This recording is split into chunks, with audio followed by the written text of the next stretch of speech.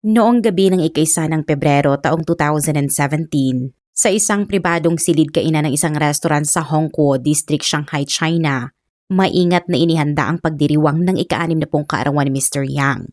Nagtipon ang mga kaibigan at kamag-anak mula sa iba't ibang lugar habang napupuno ng tawanan at masayang usapan ng eleganting pinalamutian na silid. Gayunpaman, sa kabila ng mainit na pagsasamang iyon ay may isang bagay na kapansin-pansing hindi tama. Nananatiling bakante ang mga upuang nakalaan para sa mga panauhing pandangal, kabilang ang silyang espesyal na inilaan para sa kanyang anak na siyang Liping, manugang na si Zhu Xiaodong at sa mga magulang ng lalaki. Wala pang 1 taon mula nang ikasal ang batang mag-asawa at 29 na taong gulang pa lamang noon si Xiaodong. Samantalang si Liping ay nagtatrabaho bilang guro ng wikang Chino sa isang paaralang elementarya. Magkalapit lamang ang kanilang edad at sa paningin ng lahat ay tila nagsisimula pa lamang ang pinakamagandang yugto ng kanilang pagsasama. Sa karaniwang sitwasyon, kung may dahilan man upang hindi sila makadalo ay inaasahan ng pamilya na magpapadala man lang sila ng tawag o mensahe. Lalo na't napakahalaga ng okasyong iyon para sa ika-6 na kaarawan ng ama ni Liping. Ngunit ang higit na ikinabahala ng lahat ay ang biglaang pagwala nilang iyon na walang anumang paunang abiso. Hindi lamang ang mag-asawa ang hindi dumating sapagkat maging ang mga magulang ni Xiaodong na dati nang nagkumpirmang dadalo ay hindi rin nagpakita. Naglaan pa ng panahon ang ina ni Xiaodong upang maghanda ng isang makabuluhang regalo para sa kanyang biyenan bilang pagbati sa karawan. Dahil sa malinaw nilang kumpirmasyon, maingat na inayos ng restaurant ang sapat na upuan para sa magkabilang pamilya. Gayunpaman, sa pagsisimula ng handaan ay nanatiling bakante ang 4 na upuang iyon at lalo lamang itong naging kapansin-pansin sa mga naroon. Sa katunayan, bago pa man magsimulang dumating ang mga bisita ng hapong iyon, nakaramdam na ng kakaibang pangamba ang pamilya Yang nang mapansin nilang hindi nila makontak ang kanilang anak at manugang kahit anong paraan ang kanilang sinubukan. Walang sumasagot sa kanilang tawag at ang isang numero ay lumalabas na hindi na konektado, habang ang isa naman ay agad na napupunta sa voicemail. Maging ang mga mensaheng ipinadala nila sa WeChat ay tila naglaho na parang batong inihulog sa napakalalim na dagat. Habang opisyal nang nagsisimula ang salo-salo, paminsan-minsang napapatingin ang mga bisita sa mga bakanting upuan kasabay ng mga tanong na unti-unting nababalot ng pag-aalala. Sa harap ng sunod-sunod na pagtatanong ng mga kaibigan at kamag-anak, napilitan lamang ngumiti ng pilit ang ina ni Liping na si Mrs. Yang at nauutal na sinabing, marahil ay naipit lang sila sa trapiko at alam niya kung gaano kabigat ang daloy ng sasakyan sa Shanghai sa ganitong oras. Idinagdag pa niyang baka may biglaang nangyaring mahalagang dahilan para sa dalawa. Gayunpaman, sa likod ng kanyang pilit na pagiging kalmado ay tahimik nang lumalalim ang kanyang pag-aalala. Bandang 6:00 ng gabi, biglang tumunog ang telepono ni Mrs. Yang. Ang nasa kabilang linya ay ang ina ni Xiaodong, ngunit sa pagkakataong iyon, wala na ang dati nitong magaan at magiliw na tinig. Sa halip ay mabigat at nagmamadali ang kanyang pananalita. Kaunti lamang ang kanyang sinabi at direkta niyang hiniling na pumunta agad ang pamilya Yang sa himpilan ng pulisya. At bago ibaba ang tawag, binitiwan niya ang isang malamig at nakapanghihilakbot na pahayag na maaaring wala na si Liping. Bigla ang natigil ang pagdiriwang ng karawan. Una nilang inihatid pa uwi ang matandang ama upang hindi siya mabigla ng labis, samantalang ang iba pang miyembro ng pamilya ay agad na nagtungo sa Guangzhou Road Police Station sa Hongkou District. Habang nasa biyahe ay kumakapit pa rin sila sa kaunting pag-asa. Pinipilit nilang isipin na baka simpleng aksidente lamang sa kalsada o isang aksidenteng hindi gaanong malubha ang nangyari. Anumang paliwanag maliban sa pinakakinatatakutan nilang posibilidad. Subalit pagdating nila sa himpilan at makita ang mabibigat na ekspresyon ng mga pulis, tuluyan nang nawala ang kanilang pag-asa. Doon opisyal na ibinigay ang pahayag na patay na siyang Liping at ayon sa paunang pagtataya ng mga investigador, umigit kumulang 3 buwan na ang nakalipas mula nang siya ay pumanaw. Habang naghihintay noon ng balita ang pamilya Yang tungkol sa kanilang anak, may isa pang pangyayaring tahimik na nagaganap sa kabilang panig. Nakipag-ugnayan si Xiaodong sa kanyang ina at hiniling na pumunta agad ito sa kanilang tirahan sa Unit 404 ng Xiangyeyikon Residential Complex sa Hongkou District. Nang makarating doon ang mga magulang ni Xiaodong, hindi nila inakalang ganoon kabigat ang katotohanang sasalubong sa kanila. Sa loob mismo ng maliit na apartment, inamin ni Xiaodong na may direktang kaugnayan siya sa pagkamatay ni Li Ping. Matapos ang matinding pagkabigla at marahil ay pagkalito, nagpasya ang kanyang mga magulang na samahan siya sa Hongkou District Public Security Bureau. Pagdating nila sa mismong harapan ng himpilan, si Xiaodong mismo ang tumawag sa 110 upang isuko ang kanyang sarili. Matapos matanggap ang ulat ay agad na nagsagawa ng pagsisiyasat ang mga pulis sa Unit 404. Ang apartment ay may lawak na humigit kumulang 375 square feet lamang, dahilan upang maging masikip at halos nakakasakal ang kabuang ayos nito. Sa unang tingin ay tila maayos at malinis ang loob ng bahay. Gayunpaman, may isang bagay na agad na nakatawag ng pansin sa mga investigador. Malapit sa balkonahe ay nakahilera ang mahigit 100 glass terrarium at sa loob ng mga ito ay inaalagaan ang iba't ibang ahas, butiki at iba pang reptiles na malamig ang dugo. Subalit ang tunay na nagbigay ng nakakagimbal na direksyon sa kaso ay ang natuklasan sa isang sulok ng balkonahe. May isang malaking freezer doon at sa loob nito ay natagpuan ang katawan ni Li Ping.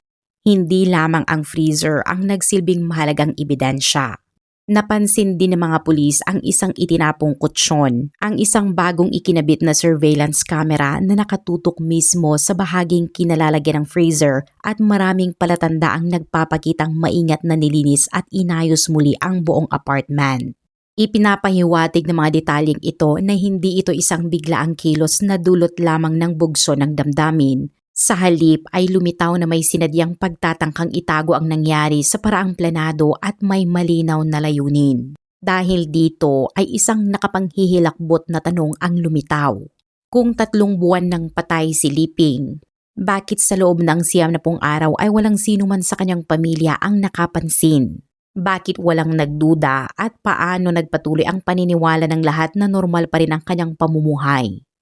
Upang masagot ang mga tanong iyon ay kailangang balikan natin ang simula ng kanilang relasyon. Isang pagsasamang nagsimula sa magagandang pangako ngunit nagtapos sa isang trahedyang walang sino man ang nakakita na darating. Si Yang Li Ping ay tubong Shanghai at doon na rin siya lumaki. Kilala siya ng kanyang pamilya bilang isang masunurin, disiplinado at responsableng anak na bihirang magbigay ng problema. Bagamat hindi siya itinuturing na pinakamataas ang marka sa paaralan, palagi namang maayos ang kanyang pag-aaral at organisado ang kanyang pang-araw-araw na pamumuhay. Noong siya ay bata pa, mas matagal siyang nanirahan kasama ang kanyang lola sa ina kaysa sa kanyang mga magulang. Nang lumaon, naging bahagi na ng kanyang buhay ang pabalik-balik na paninirahan sa bahay ng kanyang lola tuwing weekdays at sa bahay ng kanyang mga magulang tuwing weekends. Gayunpaman, sa halip na maging rebelde o magtanim ng sama ng loob, lalo pa siyang naging tahimik, responsable at mas mature kaysa sa mga kaedad niya na kayang asikasuhin ang sarili niyang mga gawain nang hindi na kailangang paalalahanan. Kalaunan ay matagumpay na nakapasa si Li Ping sa Chinese Language Department ng Shanghai Normal University. Pagkatapos ng kanyang pagtatapos ay naging guro siya sa wikang Chino sa isang paaralang elementarya, isang propesyong angkop sa kanyang disiplinado at responsableng pamumuhay. Tahimik niyang naabot ang mga mahalagang tagumpay sa buhay, kaya maging ang kanyang mga magulang ay nalaman lamang ang tungkol sa kanyang pagkakatalaga sa trabaho mula sa punong guro ng paaralan. Ayon naman sa kanyang mga kasamahan at kakilala, si Li Ping ay masipag, responsable, magalang sa pakikitungo at isang taong hindi kailanman naghahangad ng pansin o pagkilala. Samantala ay tila kabaligtaran naman ang naging takbo ng buhay ni Zhu Xiaodong. Katulad ni Li Ping ay ipinanganak din siya noong 1987 at lumaki sa Shanghai, ngunit magkaiba ang kanilang kinagisnang kapaligiran. Bukod sa hindi magandang kalagayang pinansyal ng kanilang pamilya ay madalas ding mag-away ang kanyang mga magulang hanggang sa tuluyan silang maghiwalay nang siya ay 10 taong gulang pa lamang. Matapos mapunta sa pangangalaga ng kanyang ina na halos buong oras ay abala sa paghahanap buhay, unti-unting nawalan ng gabay si Xiaodong.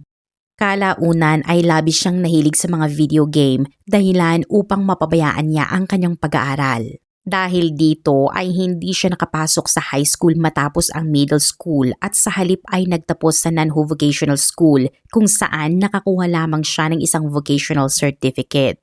Mula sa edad na 19, palipat-lipat si Xiaodong ng trabaho sa iba't ibang shopping center bilang sales clerk at display merchandiser. Bagamat hindi kalakihan ang kanyang kinikita ay malaki ang pagpapahalaga niya sa kanyang panlabas na anyo. Lagi siyang maayos manamit at alam niya kung paano makatawag ng pansin sa tuwing may mga pagtitipon o social event.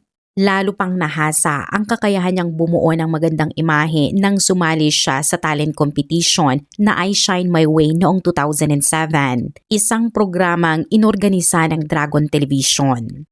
Sa mga promotional materials ng palabas ay paulit-ulit siyang inilalarawan bilang pure dahil sa kanyang gwapong mukha, inosenteng mga mata at maayos na hitsura. Gayunpaman, sa kabila ng magagandang impresyong iniwan niya ay maaga siyang natanggal sa kompetisyon at hindi rin nakakuha ng malalaking oportunidad pagkatapos nito. Maaga siyang natanggal sa kompetisyon at hindi na umabot sa national finals. Gayunpaman, may mahalagang aral siyang natutunan mula sa karanasang iyon. Napagtanto niyang kung kapansin-pansin ang kanyang hitsura, mahusay ang kanyang pananalita at marunong siyang bumasa ng sitwasyon, madali siyang makakakuha ng tiwala, atensyon at maging ng iba't ibang pakinabang sa maikling panahon. Mula noon ay ginamit niya ang paraang iyon sa halos lahat ng aspeto ng kanyang buhay, mula sa trabaho, sa pagkikipagkaibigan, sa pagpunta sa mga bar at nightclub, at maging sa panliligaw sa mga babae. Malaki ang kanyang ginastos upang mapanatili ang magandang imahe at mahusay siyang lumikha ng positibong unang impresyon. Ngunit sa kabila nito ay hindi niya kayang bumuo ng matatag at pangmatagalang relasyon. Gayon din, hindi rin umunlad ang kanyang karera dahil patuloy lamang siyang nagpapalit-palit ng trabaho sa iba't ibang shopping center. Sa kabila ng limitado niyang kita ay namuhay siya ng tila isang taong may malaking pera. Madalas sa mga bar at nightclub, nagsusuot ng mamahaling branded na damit at regular na nagbabahagi ng magagarang larawan sa social media. Para kay Xiaodong, mahalagang mapanatili ang kanyang imahe anuman ang mangyari. Bandang 2012 unang nagkakilala sina Liping at Xiaodong sa isang pagtitipon ng magkakaibigan. Agad na namukod tangi si Xiaodong dahil sa kanyang maayos na pananamit, kaakit-akit na hitsura at masiglang paraan ng pagkikipag-usap. Natural ang kanyang paglapit kay Liping at para sa isang babaeng nakasanayan lamang ang payak na kapaligiran ng paaralan at trabaho, naging kakaiba at kaakit-akit ang kanyang personalidad. Marunong siyang magbigay ng papuri sa tamang pagkakataon at gawing magaan ang usapan, kaya hindi namamalayan ng kanyang kausap na unti-unti na pala itong nagiging kampante. Hindi naging dramatiko ang simula ng kanilang relasyon at sa halip, dahan-dahan silang naging malapit habang lumalalim ang kanilang pagkakaunawaan. Subalit nang nagsisimula na sanang maging seryoso ang kanilang pagsasama, bigla na lamang nawala si Xiaodong nang walang anumang paliwanag. Hindi sinasagot ni Xiaodong ang mga tawag ni Liping at hindi rin siya nito nire-replyan sa mga mensahe na para bang tuluyan na siyang naglaho. Dahil sa labis na pag-aalala ay nagtanong si Liping sa iba't ibang tao at umabot sa puntong pinuntahan pa niya ang bahay ng ina ni Xiaodong, ngunit wala rin siyang nakuhang malinaw na kasagutan. Dahil dito, buong isang taon siyang naghintay habang nalilito at walang kasiguruhan sa tunay na nangyari. Kalaunan ay nalaman na hindi naman pala basta nawala si Xiaodong sa loob ng panahong iyon. Sa halip ay nasa Tibet siya kasama ang isang babaeng may apelyidong Li na nagmula sa isang mayamang pamilya at siyang gumastos sa kanilang mahabang paglalakbay. Matagal silang nanatili roon hanggang sa tuluyang masira ang kanilang relasyon nang mapansin ni Mrs. Li ang ilang ugali ni Xiaodong na ikinabahalan niya, dahilan upang matakot siyang may masamang mangyari kung magpapatuloy pa ang kanilang pagsasama. Sa huli ay nakipag-ugnayan si Mrs. Li sa ama ni Xiaodong upang sunduin ito at ibalik sa Shanghai. Makalipas ang isang taon, Bigla na lamang muling nagpakita si Xiaodong sa harap ni Liping na tila walang nangyari at may dalang kwentong tila hango sa pelikula. Ayon sa kanya ay minsan daw siyang na-diagnose na may malubhang sakit sa utak kaya tahimik siyang nagtungo sa Tibet upang hintayin ang kanyang mga huling araw. Ngunit kalaunan ay tila himalang gumaling ang kanyang kondisyon matapos lumabas sa panibagong pagsusuri na wala na siyang anumang karamdaman. Bagamat maraming butas ang kanyang kwento at kulang ito sa lohika kahit sa unang pagkikinig pa lamang, pinili pa rin ni Liping na paniwalaan ito. Marahil ay dahil matagal siyang naghintay o marahil ay gusto niyang maniwala na may makatwirang paliwanag sa biglaang pagkawala ni Xiaodong. Sa pagkakataong iyon, muli niyang binigyan ng pagkakataon ang lalaking matagal niyang hinintay. Noong ika-25 ng Oktubre taong 2013, opisyal nilang kinumpirma ang kanilang relasyon bilang magkasintahan at pagsapit ng Chinese New Year noong 2015. Ipinakilala ni Liping si Xiaodong sa kanyang pamilya. Gayunpaman, hindi naging maayos ang unang pagkikita gaya ng kanyang inaasahan. Hindi nagustuhan ng kanyang lola si Xiaodong sa unang tingin pa lamang at direkta nitong sinabi na hindi mukhang taong handang magsumikap at magtatag ng maayos na pamilya ang binata. Maging ang mga magulang ni Liping ay hindi rin maitago ang kanilang pag-aalala. May naramdaman silang hindi maipaliwanag tungkol kay Xiaodong ngunit sa huli, dahil nakita nila ang matinding determinasyon ng kanilang anak ay tinanggap na rin nila ang kanyang desisyon. Kaya noong ika-31 ng Disyembre 2015, ang huling araw ng taon ay opisyal na nagparehistro ng kasal sina Liping at Xiaodong.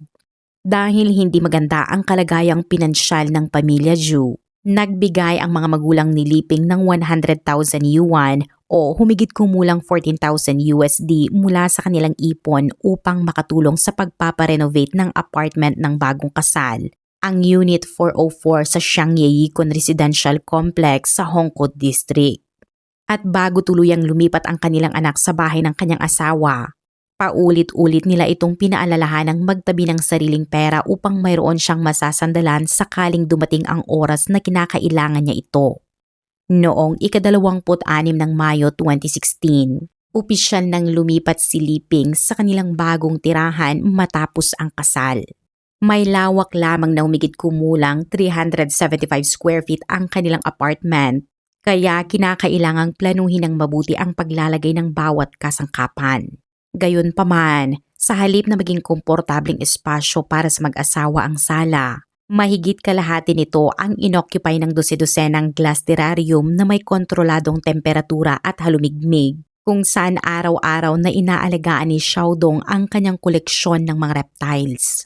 Samantala, si Liping ay nagkaroon lamang ng isang maliit na sulok para sa kanyang sarili kung saan niya inaalagaan ang isang munting hamster.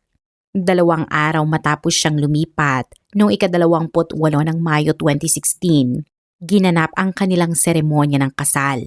Napakasimple lamang ng handaan na dinaluhan ng mga kamag-anak ng magkabilang pamilya sa 7 mesa lamang.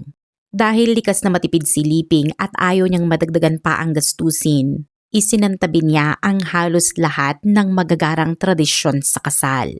Sa halip na magsuot lamang ng engranding wedding gown, simple lamang na puting lace blouse na ipinaris sa ripped jeans ang kanyang isinuot at hindi na rin siya naglagay ng makeup. Samantalang si Xiaodong naman ay nakasuot ng elegante at maayos na suit na nagbigay sa kanya ng imahe ng isang sopistikadong lalaki. Sa paningin ng mga bisita, tila sila ang perpektong mag-asawa. Isang praktikal at masipag na asawa at isang gwapo at maayos manamit na mister. Ngunit ang tunay na pagsubok sa pag-aasawa ay nagsisimula kapag nagsara na ang pinto ng kanilang maliit na apartment. Hindi na sapat ang magagandang pananamit o matatamis na salita kapag usapin na ng gastusin, paghahati ng responsibilidad at araw-araw na hindi pagkakaunawaan. Sa paglipas ng mga buwan ay unti-unting nagsimulang mabuo ang mga alitan sa kanilang pagsasama. Gayunpaman, kung ang pagbabatayan lamang ay ang mga ikinuwento ni Liping sa kanyang mga magulang, tila maayos naman ang kanilang buhay mag-asawa. Madalas niyang sabihin na mahilig si Xiaodong sa kalinisan, marunong magluto at mabuting anak sa kanyang mga magulang at maayos din ang pagkikitungo sa kanya bilang asawa. Maging ang ina ni Xiaodong ay palaging magiliw at sinasabing handa silang tumulong sa kanilang manugang sa abot ng kanilang makakaya. Subalit may isang bagay na hindi alam ng marami. Hindi kailanman naging taong mahilig humingi o magreklamo si Li Ping. Napakatipid niya hanggang sa sarili niyang pangangailangan. Palaging pinipili ang mas murang mga gamit at patuloy pa rin ginagamit ang mga ito kahit may sira na. Sa paglipas ng panahon ay tila ginagawa niya ang lahat upang mapanatiling matatag ang kanilang pagsasama. Marahil ay naniniwalang kung mas kaunti ang kanyang hihingin, mas marami ang kanyang pagpapasensyahan at mas iiwasan ang mga sigalot, magiging maayos ang kanilang buhay bilang mag-asawa. Samantala, kahit bago pa sila ikasal ay hindi naging malinaw ang nakaraan ni Xiaodong pagdating sa kanyang mga naging relasyon. Isa sa mga paalala nito ay ang tattoo sa loob ng kanyang braso, isang pangakong mamahalin ng isang tao habang buhay kasama ang partikular na petsa. Ilang beses itong ipinabura o ipinatakpan ni Li Ping bago ang kanilang kasal, ngunit sa kabila ng paulit-ulit na pangako ni Xiaodong, hindi niya ito kailanman ginawa at dahil dito, nanatili ang tattoo na tila isang tinik sa kanilang relasyon at naging palaging paalala kay Li Ping ng kanyang nakaraan. Mas naging malinaw pa ang kabuang larawan nang balikan ang timeline ng kanilang relasyon. Bagamat opisyal na naging magkasintahan sina Xiaodong at Li Ping noong ika-25 ng Oktubre 2013, may mga nakakitang dumalo si Xiaodong sa isang kasal noong Oktubre ng 2014 kasama ang isang babaeng may apelyidong Li at kumilos silang tila isang tunay na magkasintahan. Ipinakita nito na habang umuusad ang relasyon nila ni Li Ping, hindi pa rin tuluyang pinuputol ni Xiaodong ang kanyang ugnayan sa ibang babae at tila sinasadyang panatilihing malabo ang hangganan ng kanyang iba't ibang relasyon. Pagkatapos nilang ikasal, hindi lamang nagpatuloy ang ganitong pag-uugali kundi lalo pa itong naging hayagan. Kasabay nito ay nagsimula ring maging mahigpit ang kanyang pagkontrol kay Li Ping. Kapag nais nitong makipagkita sa mga kaibigan, kahit simpleng pag-inom lamang ng kape o kasyual na pagtitipon, agad na ipinapakita ni Xiaodong ang kanyang pagkainis at nagiging mabigat ang atmosfera sa kanilang tahanan. Maging ang ordinaryong pakikipag-usap ni Li Ping sa isang lalaking katrabaho o dating kaklase ay nagiging dahilan ng kanyang matinding pagsiselos.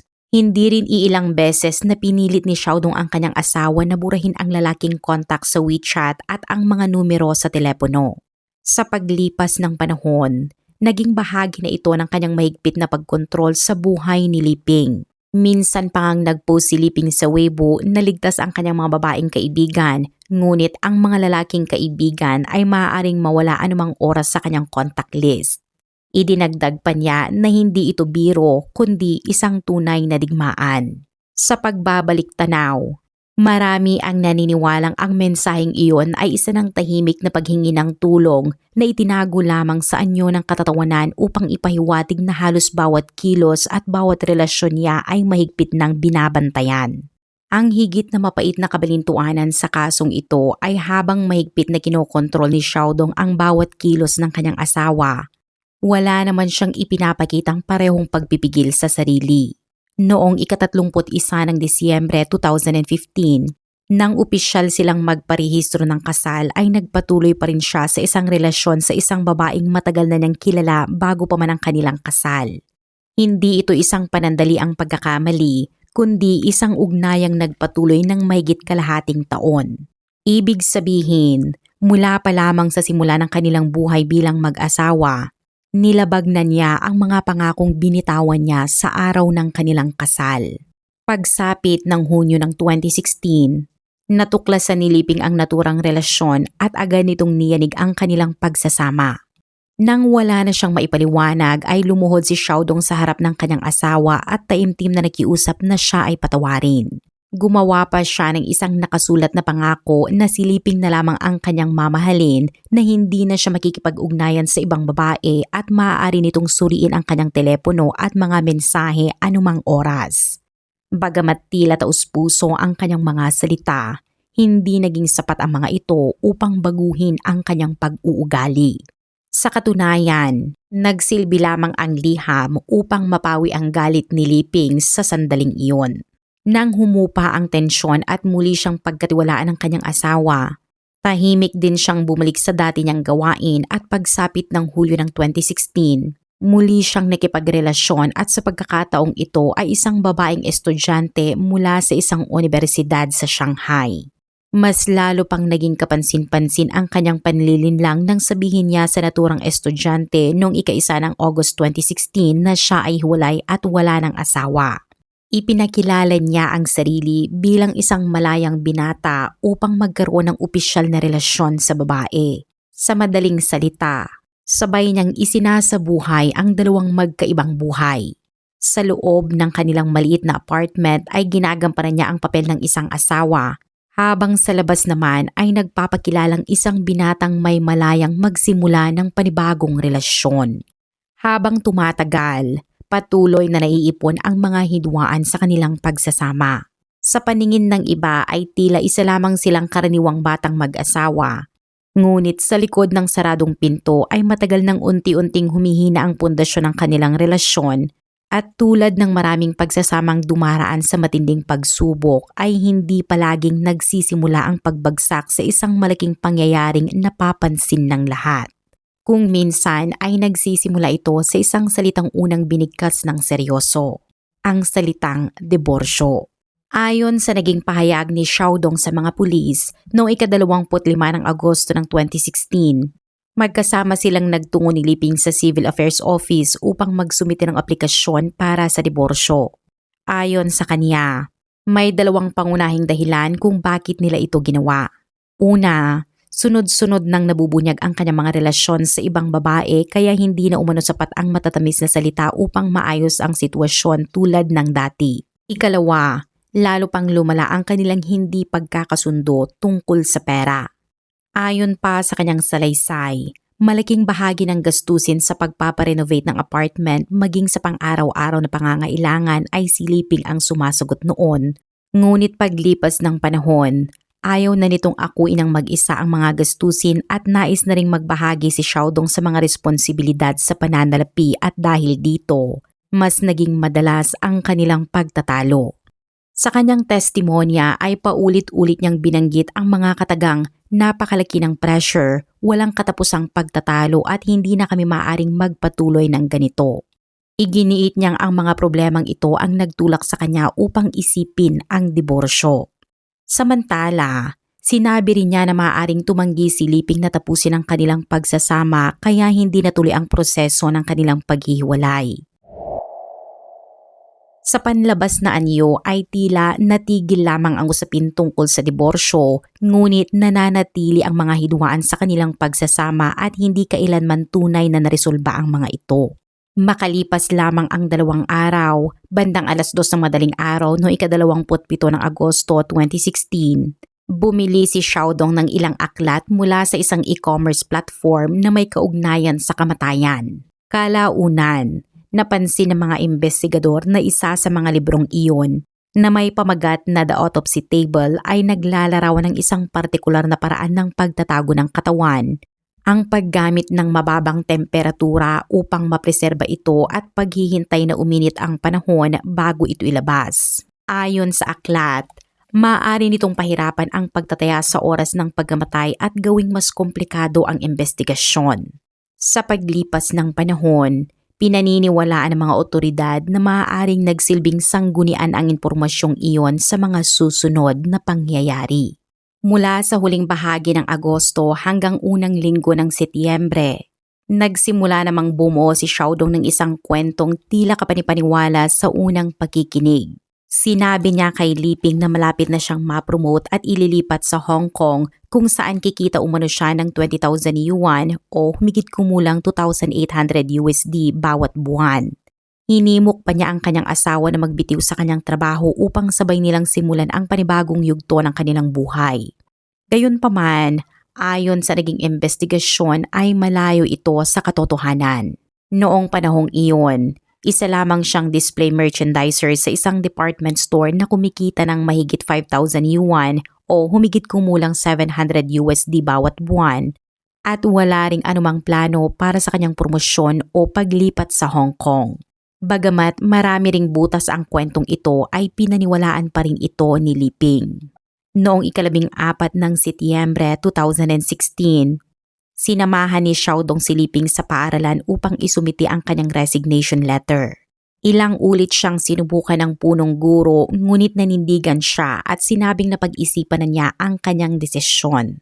Makalipas ang 5 araw, noong 19 ng Setyembre, nagbahagi si Liping ng isang post sa WeChat Moments kung saan ipinakita niya ang isang masaganang pagkain at isinulat na bigla na lamang naging napakabait ng kanyang asawa. Bagay na nagbigay sa kanya ng kasiyahan ngunit kasabay nito ay hindi rin maipaliwanag na pag-aalinlangan. Kapansin-pansin ding itinago niya ang naturang post sa lahat ng kanyang mga kamag-anak kabilang na ang kanyang sariling mga magulang. Pagkaraan nito ay binilhan siya ni Xiaodong ng bagong cellphone at hindi nagtagal ay bumili rin ng isang malaking freezer na ipinaliwanag niyang gagamitin sa pag-iimbak ng pagkain para sa kanyang mga alagang reptiles. Inilagay niya ito sa balkonahe ng Unit 404. Dahil maliit lamang ang apartment at mayroon na silang refrigerator, naging kapansin-pansin ang paglalagay ng isa pang malaking freezer. Gayunpaman ay walang hinalang na buo kay Liping sa panahong iyon. Upang magkaroon ng sapat na espasyo ay ipinamigay pa ni Xiaodong ang 2 niyang alagang python na matagal na niyang inaalagaan. Sa paningin ni Liping, tila unti-unti nang bumubuti ang kanilang pagsasama at mas naging maalaga si Xiaodong, mas nagbibigay ng atensyon at madalas na pag-usapan ang kanilang magiging kinabukasan. Kaya naniwala si Liping na nagbago na talaga ang kanyang asawa. Ngunit sa pagbabalik tanaw ng mga investigador, napansin nilang napakabilis at hindi pangkaraniwan ng pagbabagong ito na tila mga senyalis ng isang trahedyang unti-unti nang papalapit. Sa mga sumunod na interogasyon, binanggit din ni Xiaodong ang naging paglalakbay nilang mag-asawa sa Hangzhou. Sinabi niyang habang nasa biyahe ay nagkaroon sila ng mga pagtatalo tungkol sa tila maliliit na bagay gaya ng pagpili ng hotel at pag-aayos ng kanilang itineraryo. Pagbalik nila sa Shanghai, hindi nawala ang kanilang alitan. Sa halip ay lalo pa itong lumala at naging mabigat ang atmosfera sa loob ng kanilang maliit na apartment. Ayon pa rin sa kanyang pahayag, noong umaga ng 18 ng Oktubre 2016 ay muli silang nagtalo.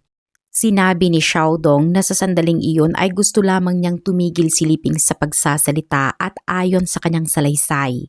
Nawalan siya ng kontrol sa kanyang emosyon at pinisil ang daanan ng hangin ng kanyang asawa nang humigit kumulang 5 minuto. Nang siya ay matauhan at mapagtanto ang nangyari ay hindi na humihinga si Liping. Ang sumunod na ginawa ni Xiaodong ay hindi ang pagtawag ng tulong, emergency services o maging ng pulisya. Sa halip ay inilagay niya ang katawan ni Liping sa freezer na matagal nang nakapwesto sa balkonahe at sa kanyang mga pahayag sa pulisya. Paulit-ulit niyang iginiit na ang lahat ay nangyari lamang dahil sa bugso ng damdamin at hindi niya umano naisip ang magiging kahihinatnan. Gayunpaman, kung susuriing mabuti ang mga hakbang na ginawa niya pagkatapos ng insidente, mahirap paniwalaan ito ay simpleng bunga lamang ng panandaliang pagkawala ng kontrol sa emosyon.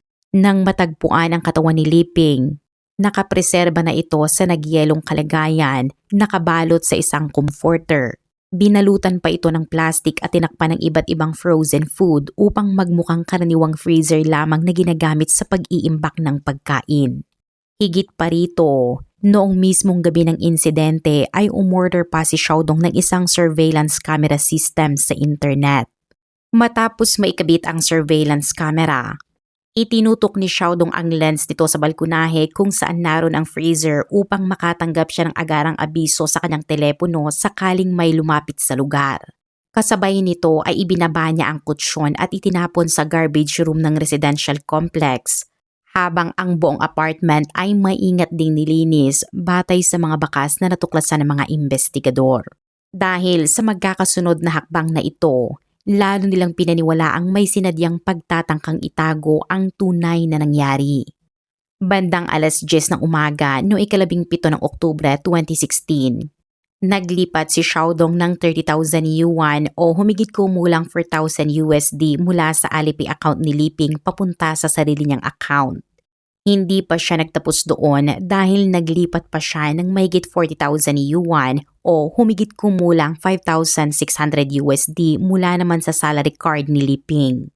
Noong una ay sinabi niyang isinagawa ang mga transaksyong ito pagkatapos ng insidente. Ngunit nang umabot sa paglilitis ang kaso ay binago niya ang kanyang salaysay at naging malabo ang kanyang paliwanag tungkol sa eksaktong oras ng mga paglilipat ng pera.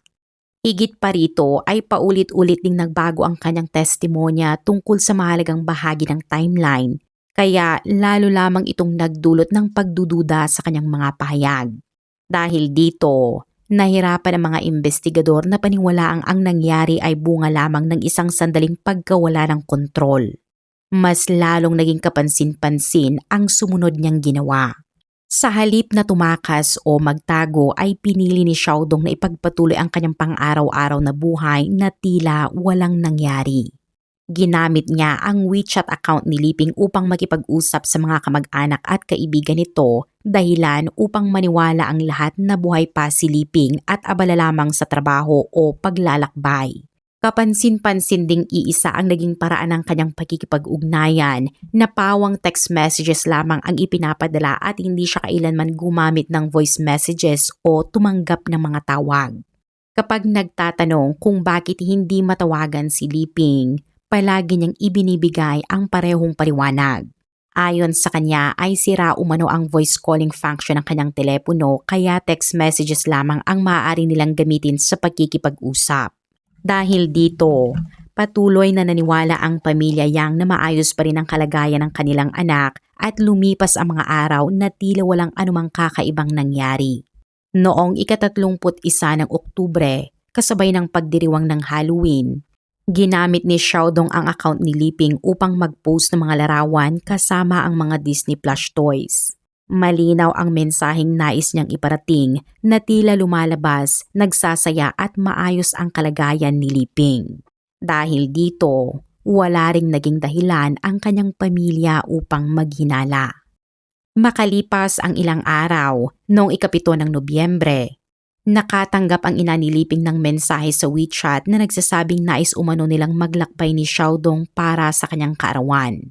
Binanggit pa rito ang mga destinasyon gaya ng Hokkaido at Jeju Island at nangakong ililibre ang buong pamilya sa kaarawan ni Xiaodong. Gayunpaman, nang subukan siyang tawagan ng kanyang ina kinabukasan ay hindi niya ito sinagot at text message lamang muli ang naging tugon.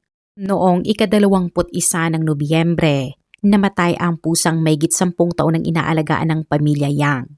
Nang ibalita ito ng kanyang ina sa WeChat, agad na tumugon ang account ni Li Ping gamit ang sunod-sunod na umiiyak na emoji at sinabing nasa ibang lugar siya.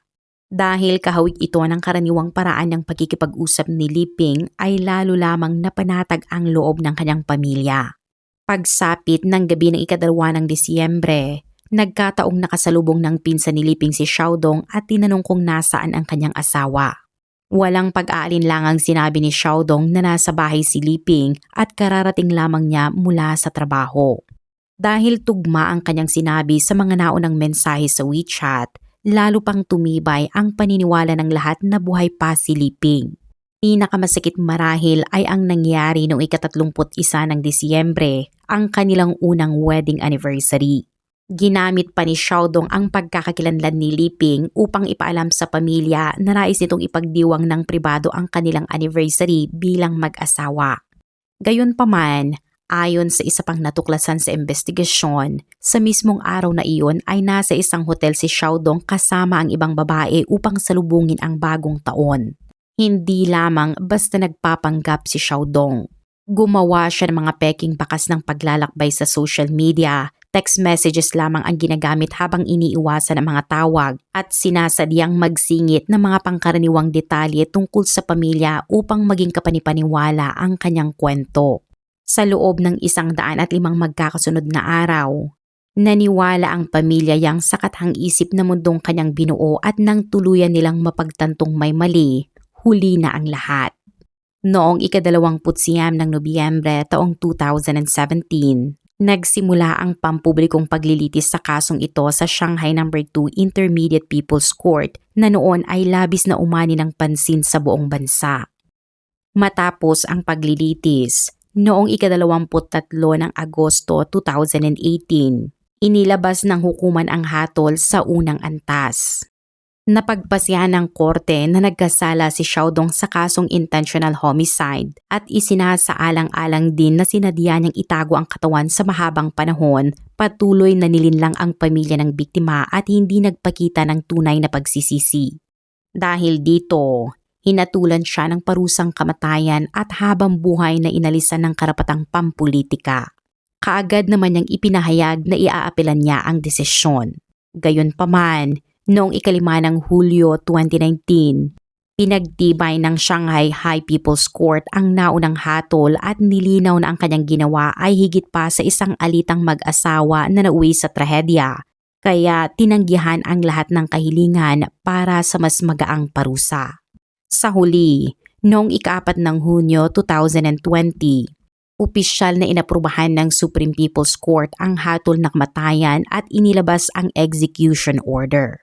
Pagkatapos nito, isinagawa ng Shanghai No. 2 Intermediate People's Court ang hatol alinsunod sa itinakdang legal na proseso. Sa puntong iyon, tila tuluyan ng natuldukan ang kasong umani ng matinding atensyon.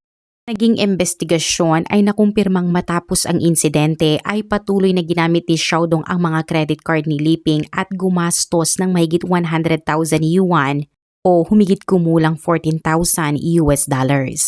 Hindi pa siya tumigil doon sapagkat gumamit din siya ng pangalan ni Liping upang umutang sa iba't ibang online lending platforms ng mahigit 200,000 yuan o humigit kumulang $28,000. Upang maitago ang tunay na kalagayan, minimum payment lamang ang kanyang ibinabayad bawat buwan hanggang sa tuluyan siyang maaresto at mabunyag ang lahat. Para sa pamilya Yang, hindi lamang buhay ng kanilang anak ang nawala. Maging ang pagkakakilanlan, credit card at maging ang kanyang dangal matapos ang kanyang pagpanaw ay patuloy pang nagamit at napakinabangan.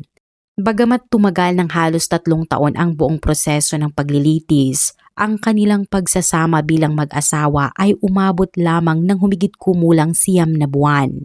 Nagparehistro sila ng kasal noong ika-31 ng Disyembre 2015 at ayon sa naging investigasyon, naganap ang insidente noong ika-18 ng Oktubre 2016. Wala pang 1 taon ang lumipas bago tuluyang nauwi sa trahedya ang kanilang relasyon. May mga taong kayang manghikayat sa pamamagitan ng kaakit-akit na anyo, mahusay na pananalita at kakayahang lumikha ng mga romantikong sandali na nagpaparamdam na ikaw ay espesyal at pinapahalagahan. Gayunpaman, ipinapaalala ng kasong ito na mahalagang maglaan ng sapat na panahon upang makilala ang tunay na pagkatao ng isang tao at huwag umasa lamang sa unang impresyon.